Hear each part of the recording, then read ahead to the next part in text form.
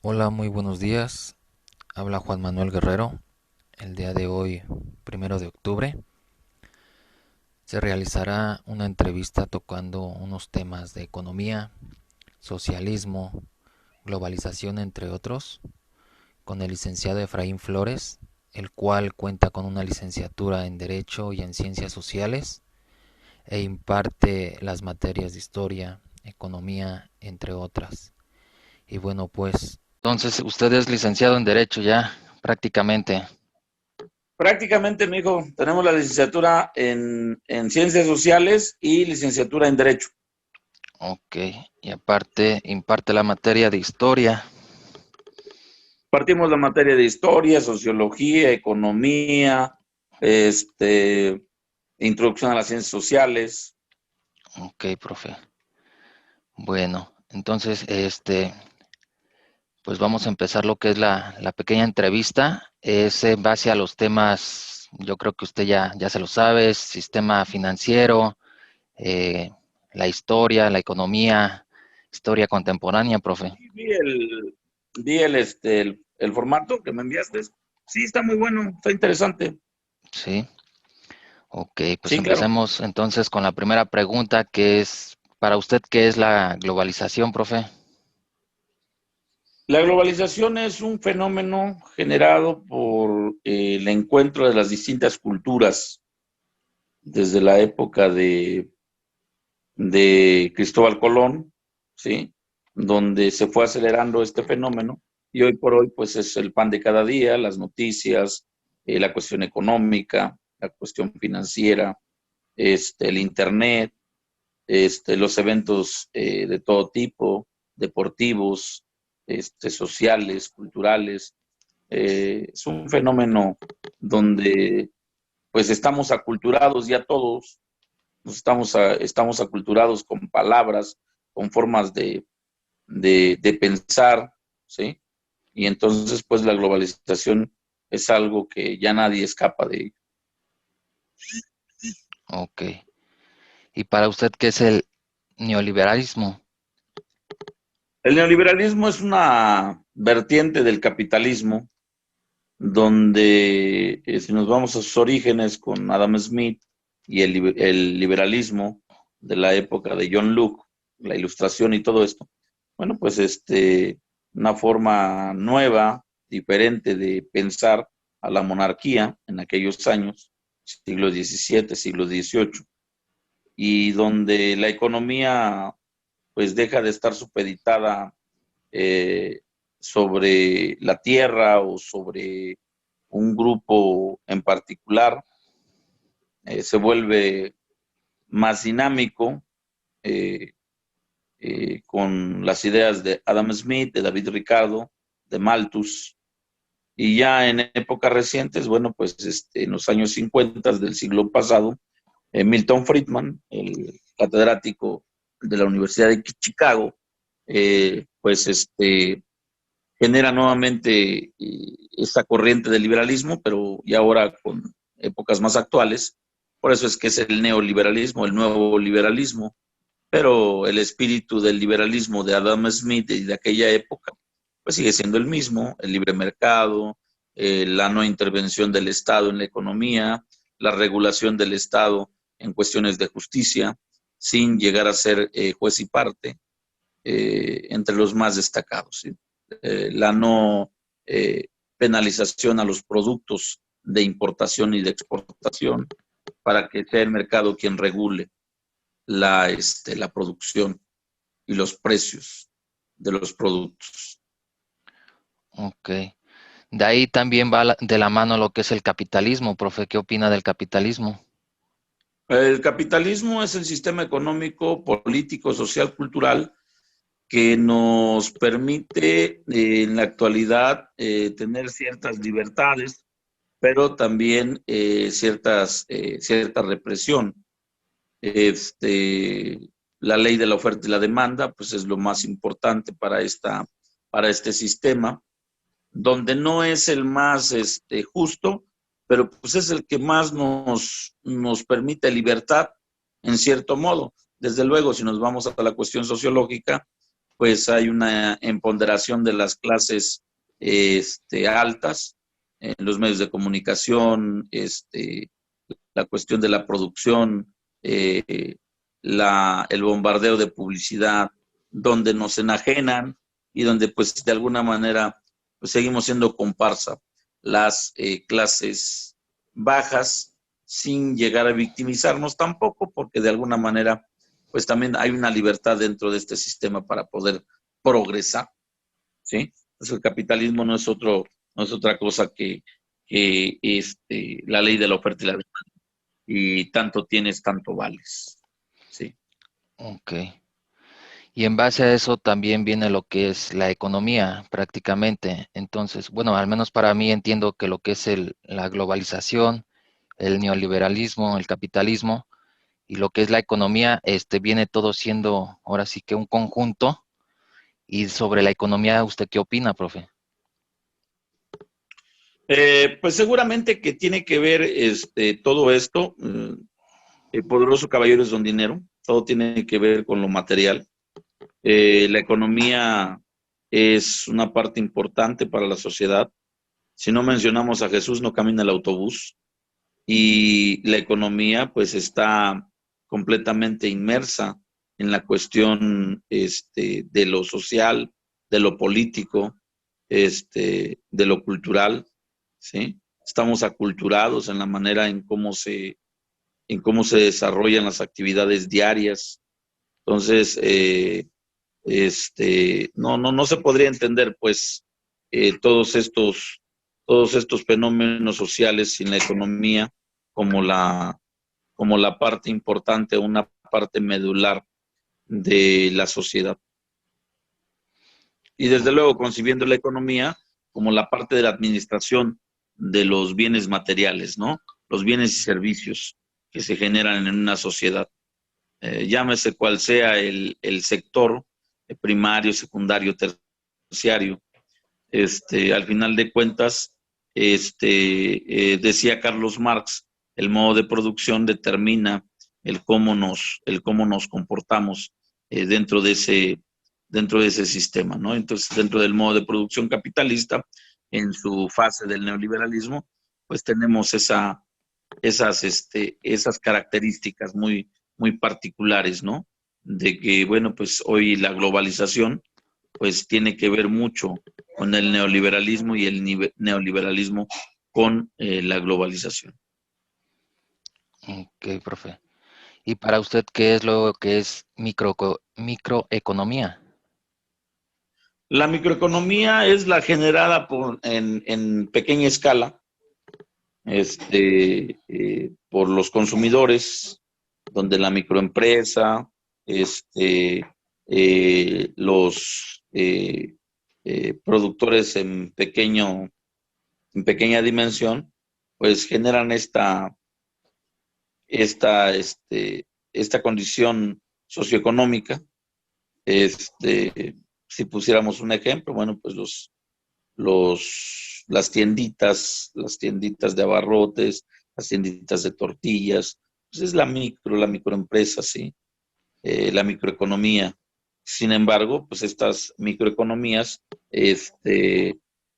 alimentan a la macroeconomía, a las grandes empresas como Masecas, ya hablamos de tortillerías, y hablamos de abarrotes, pues las grandes cadenas comerciales de supermercados, ¿sí? Que tienen que ver con los grandes productores, ¿no? Y ahí ya entraríamos a la macroeconomía, ¿no? Donde ya el pez más grande pues está a la expectativa del pez más pequeño para poderlo consumir, ¿no?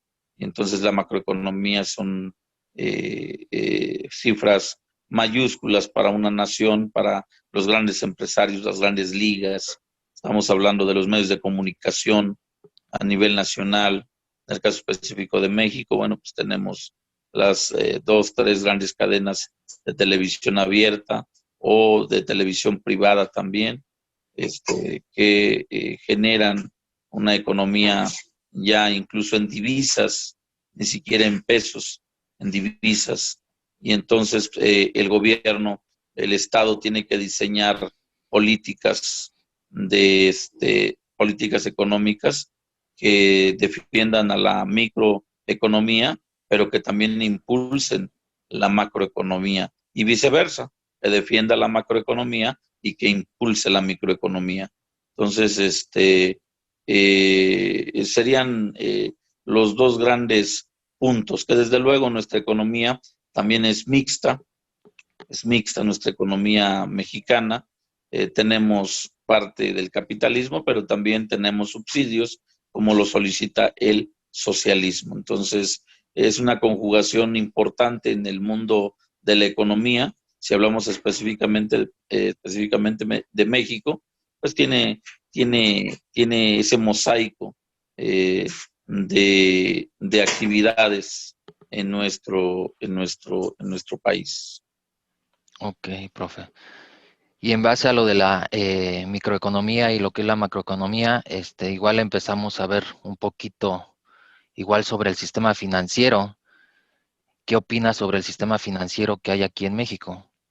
El sistema financiero en México es muy bueno, empezando por el Banco de México, que es el gran árbitro, ¿sí? O debe de ser el gran árbitro, cuando sube y baja las tasas de interés, cuando el conjunto de bancos que conforman el sistema financiero, las cajas de ahorro, las financieras que tenemos en México, ya sea de automóviles o de patrimonio mobiliario, inmobiliario, las casas de bolsa o la casa de bolsa, la Bolsa Mexicana de Valores, las casas de cambio, todos estos elementos que conforman el sistema financiero, que en algún momento llegó a estar en riesgo con aquella crisis del 94-95. Entonces, el sistema financiero mexicano está de alguna manera bien diseñado y fortalecido con todas las instituciones que tiene, que acabo de mencionar, entre las más importantes.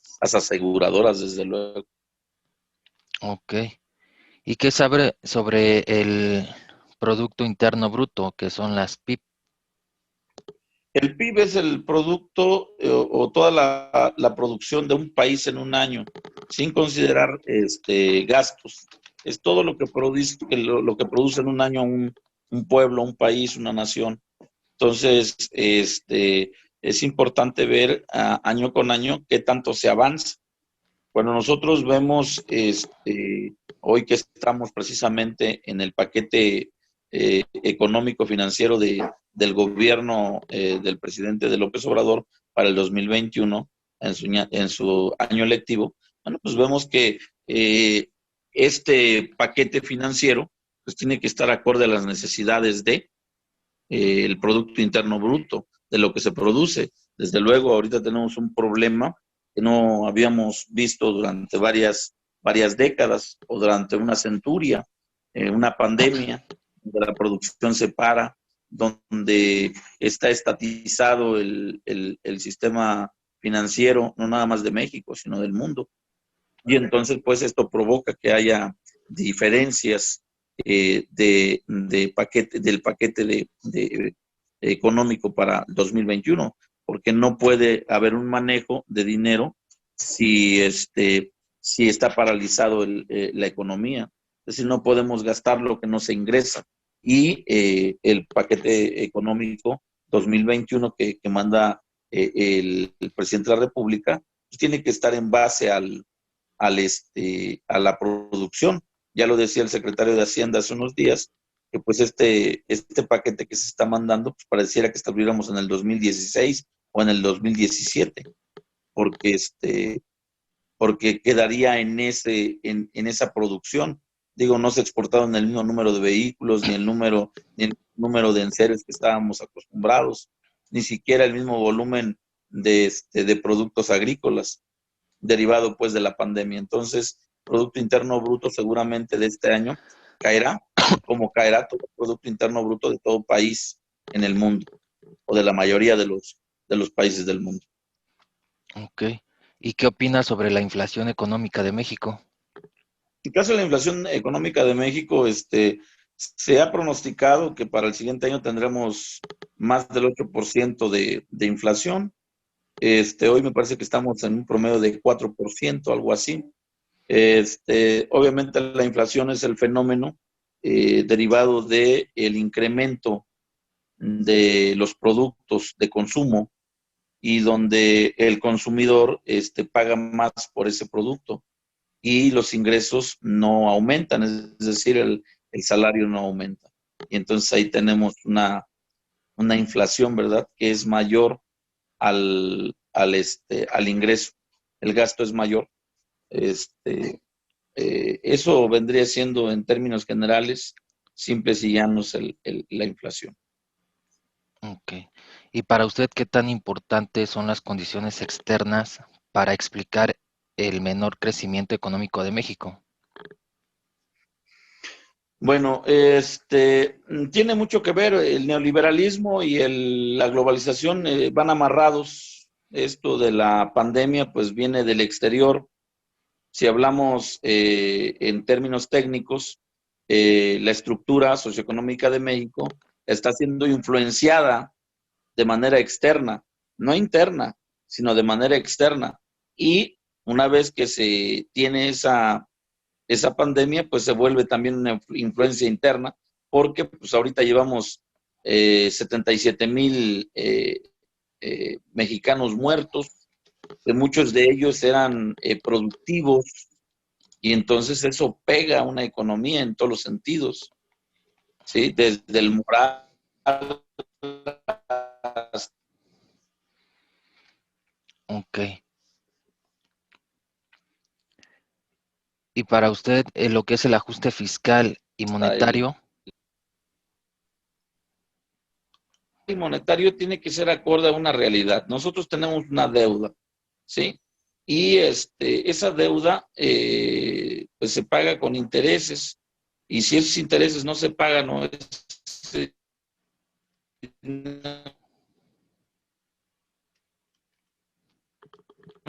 el 94-95 fue un ejemplo muy grande. El peso frente al dólar estaba en 3 pesos. Cuando termina la inflación del 94-95 estaba en 8. Entonces, más del 100%, 150% se elevó el costo del dólar frente al peso mexicano. Hoy, últimamente, hemos tenido una depreciación eh,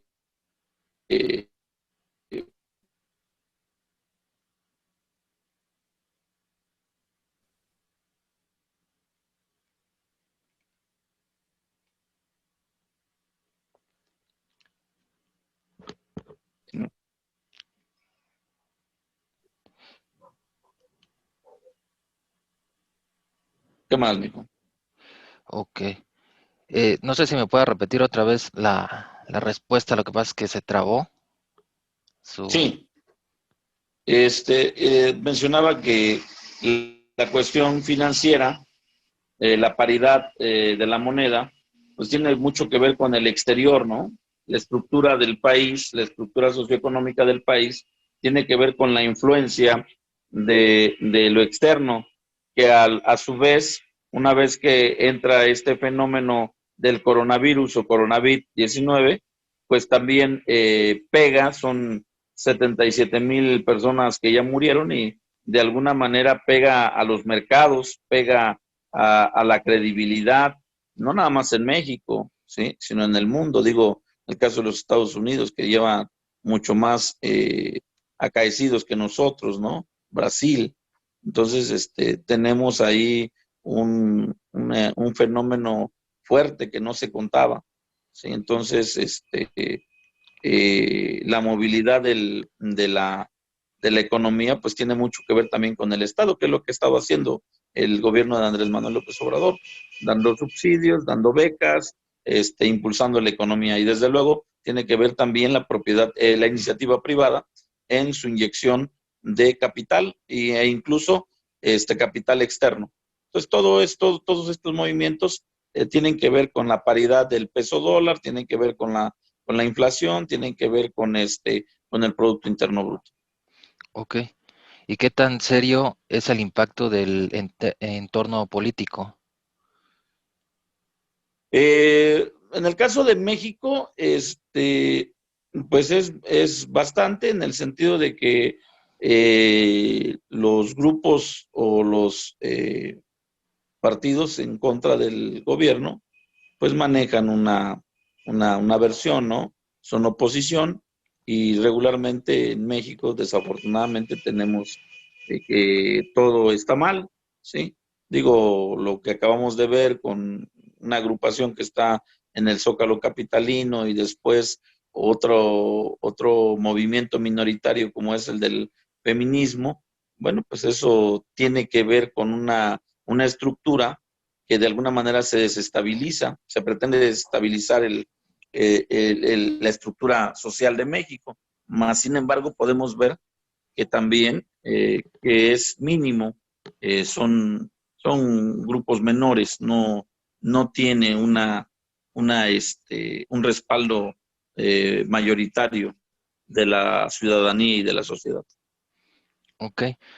¿Y cómo puede reducir la deuda en México? Ve que ahorita igual tenemos una pequeña deuda. Aquí en México, ¿cómo cree que se pueda reducir tanto la deuda como la distribución y la conciliación entre impuestos y gastos? Mira, yo creo que en algunos casos se ha despilfarrado, en gobiernos anteriores se ha despilfarrado, en darnos siempre pan y circo para poder mantenerse en el poder el partido que se encuentra.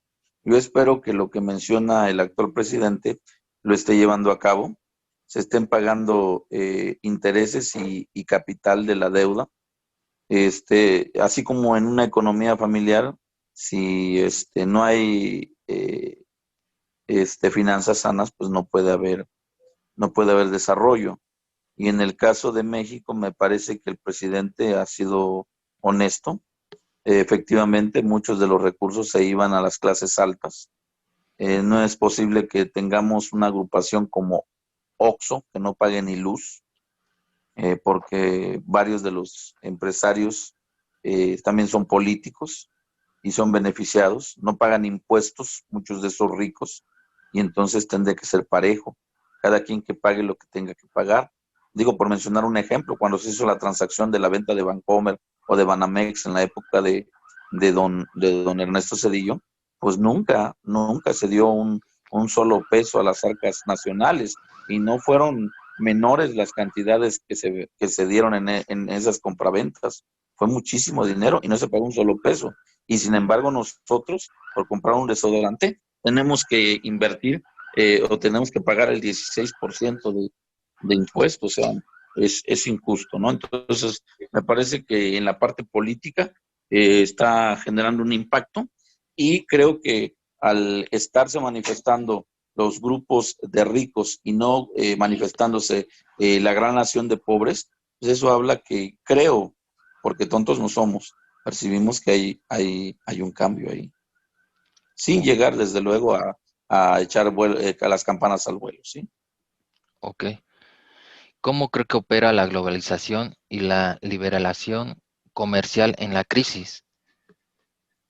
Pues desde luego ayuda bastante porque hay la oportunidad de exportar sin que salga caro y hay la posibilidad de importar sin que el producto se encarezca. Entonces a las clases consumidoras, a los consumidores nos conviene. Hay una fluidez de productos y hay una fluidez de economía. Ok. ¿Y qué diferencia hay en la crisis actual con la crisis de 1929? No sé si ya escuchó sobre ese tema de la Sí, crisis. la crisis del 29 desde luego, eran otras condiciones sociales las que había, otras condiciones legales. La crisis del 29 se genera a causa de una especulación financiera. Todo el mundo quería estar en la bolsa de valores de Nueva York, en Wall Street.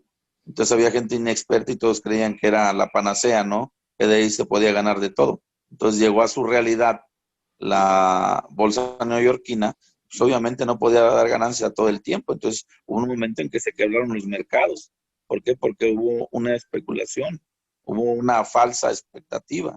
Entonces llegó una realidad de los dineros que había, no de lo que se creía. Y entonces hoy no estamos así. Hoy tenemos esa experiencia y obviamente, pues zapatero a tu zapato. O sea, si tú no sabes nada del mundo financiero, pues no tienes por qué meterte porque se puede llevar todo tu capital. Digo, en el caso de México sucedió hace 25 o 30 años. También tuvimos algo parecido en el sistema financiero mexicano. Mucha gente se metió a la Bolsa Mexicana de Valores sin saber, empezaron a ganar y nomás de repente se quebró el sistema de Bolsa de Valores, la especulación financiera, y pues tuvo un crack también en México. Ok. ¿Y qué opina ahorita sobre la pandemia que se vive? Pues que es una oportunidad de poder sobrevivir, de no alarmarnos y de generar la tolerancia, darle más importancia a los valores. Digo, ejemplo de ellos es Japón. Japón, sin haber vivido esta pandemia, ellos ya estaban preparados, ya usaban cubrebocas, ya tenían esas disciplinas de desinfección y de respeto hacia la sana distancia y todo eso. Entonces, hoy el mundo estamos aprendiendo eso y que pues esto no se va a ir si no aplicamos las reglas que se nos están dando. Esto no es nuevo, ya en siglos pasados, ya ha pasado en Europa, tomaron medidas y gracias a las medidas que se respetaron, pues pudieron salir adelante. Y creo yo que si no cumplimos con esas reglas de sanitarias, reglas sanitarias, pues no vamos a salir adelante. Ok. ¿Cree que exista todavía una relación entre el sistema financiero y el sistema productivo? Desde luego, no estaría uno sin el otro, se necesitan. Ok. ¿Qué debemos esperar sobre el rumbo de la inflación? Pues mira, donde hay personas que trabajan, hay lo mínimo indispensable. O sea, hay que trabajar. No queda de otra. No queda de otra, hay que echarle ganas para adelante. Ok. ¿Y cómo cree usted que va a permanecer ancladas las expectativas de la inflación a pesar del movimiento del tipo del cambio? Pues la única manera que se podría generar una mejor expectativa, pues es que haya la conducción de finanzas sanas por parte del Estado y de los de la iniciativa privada. Que efectivamente cada quien en la disciplina que le corresponde haga el trabajo que le corresponde, sin llegar al engaño, sin llegar al fraude, porque es uno de los problemas que hemos tenido en México. Mientras la corrupción, como lo menciona constantemente el presidente, no se combata, pues seguiremos siendo el país de la panacea, del llamerito, del que sueñas nada más. Mientras la cultura del mexicano no sea robar, podremos salir adelante, pero si no, seguiremos siendo los mismos borregos, como decía la canción de Gloria Trevi. Brincan, brincan los borregos en el mismo lugar. Entonces, se tiene que tener disciplina. De lo contrario, seguiremos engañándonos entre nosotros mismos. Y siempre las clases altas estarán por encima de nosotros, sin justicia, donde ellos se llevarán los recursos y nosotros solamente nos quedaremos como el chinito Milán. Entonces, la aplicación de la ley es muy importante para que se cumpla. Decía Abraham Lincoln, nadie por encima ni nadie por debajo de la ley, todos a la altura de ella. Entonces, tanto funcionarios públicos como privados, si cumplen con su acometido, será bueno, y si no lo hacen, entonces el rigor de la ley tendrá que ser para que se respete y no sigamos encaramados unos sobre otros en este país como siempre. Ok. ¿Y cómo cree que sea la función de la relación bancaria en el 2021?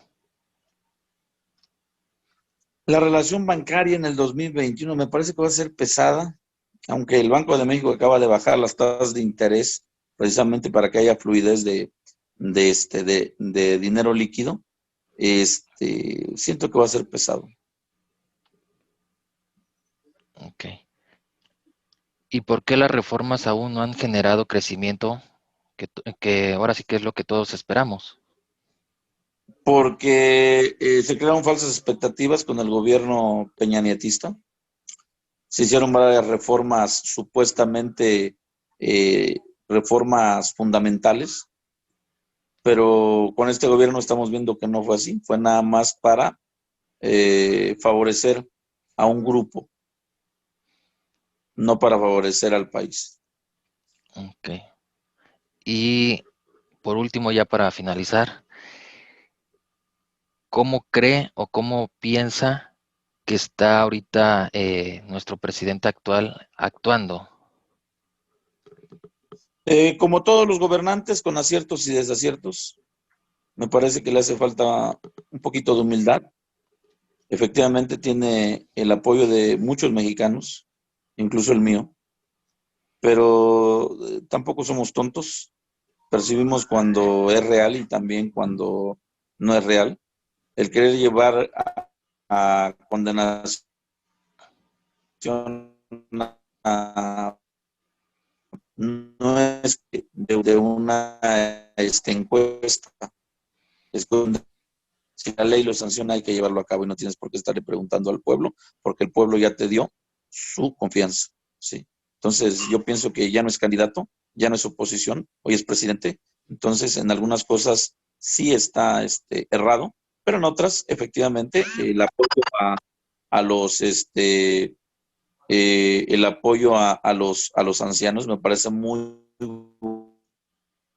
buena, a los estudiantes me parece quitarles todo ese ingreso que tenían, que era espectacular, me parece muy bien, pero tenemos que hacerlo de manera disciplinada y de manera correcta, ¿sí? Entonces, no desubicarnos, porque si nos desubicamos seguiremos siendo, vuelvo a repetir, el país del ya merito o del país de la ley de Herodes o eh, cosas que siempre hemos padecido, ¿no? Entonces, el presidente debe de ubicarse, debe de llevar a cabo. Lo principal es que la economía funcione y que la cuestión social sea justa y estemos en paz. Estoy hablando de narcotráfico, estoy hablando de secuestro, estoy hablando de todos estos males que nos aquejan y donde tengamos un ingreso palpable, justo. ¿Sí? Ok, profe.